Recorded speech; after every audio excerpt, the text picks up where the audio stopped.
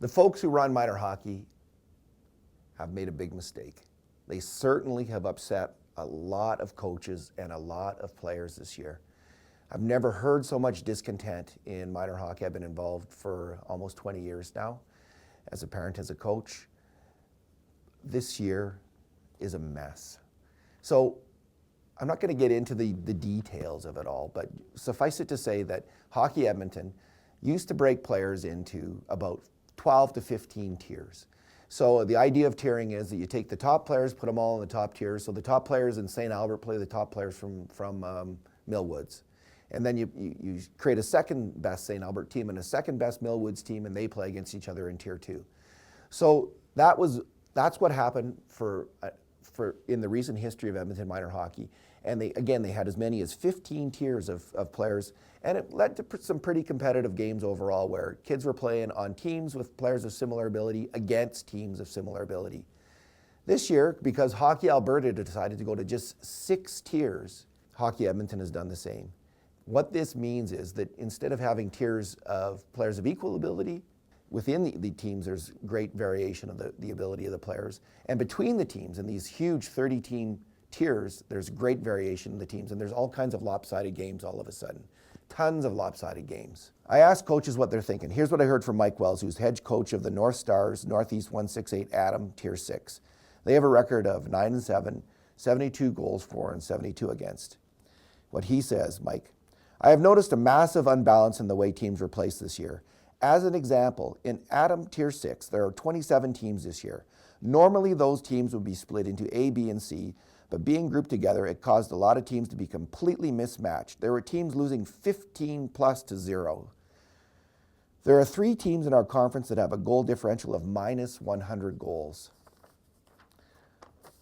He writes, there are too many teams getting blown out in this format. Getting blown out is not fun for the kids, and blowing out teams is not fun either.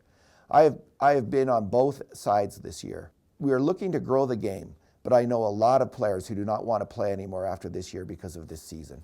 Here we have from Anthony Valverde, coach of the Southwest 604 Confed Mustangs. He's in Tier 4 Pee Wee. Their record is 1 win, 16 losses, 1 tie. They have 56 goals for overall and 127 goals against. And he says, hockey is supposed to be fun for all involved, and this has not been a fun season for anyone with the exception of our goalie. Our goalie has 40 shots on goal to the other team's goalie getting 7 shots. This has not been good for either team. Parity should be the goal so that all children can enjoy coming to the rink. I would not be surprised to see some decline in enrollment in minor hockey next year. This from Ryan Betker. He is the coach at North Sierra Pee Wee Tier 3. He says, our EMHA record is 1 win, 18 losses. In those 19 games, we are combined minus 119 goals. Our average margin of loss is essentially 7 goals. Our single win, 3-2, came on the November long weekend against a shorthanded team. We know going into games we will lose. The question is how bad. While coaches and parents try to stay positive, it has been very difficult on the 11 and 12-year-old players, and many are not likely to continue their hockey journeys as a result. Kids do not develop as well without equal competition, and it is hard to run practices and play games when all we ever do is lose. This year has also been my hardest and most challenging year as a coach, and like many of the players, I'm not likely to continue as a coach with my son should he move on to Bantam next year. Again, this consequence of what Hockey Edmonton has created with the unbalanced approach to tiering. Here we have from Mike Barrich. My name is Mike Barrich, and I am coach of the Northeast 131 Braves. My team is Pee Wee Tier 1, and my kids are 11 and 12 years old. My team's overall win-loss record is 0 wins, 19 losses, and 1 tie, with a goal differential being 49 goals for and 154 against, minus 105 goals overall. I would like to add that we asked Hockey Edmonton to move down to a different tier, and they rejected the request because we were losing on average by 5 goals in a game, not the required 6 goals in a game. I've seen a lot of games with big goal differentials from all ages and all levels. I can honestly say with the new tiering model, if Hockey Edmonton was looking to try to chase kids away from the game, they are doing a fantastic job. And we'll end off with Chris Brackick of Southeast I hope I pronounced his name right. Southeast 473 Warriors, Pee Wee 3, 11 and 12 years old.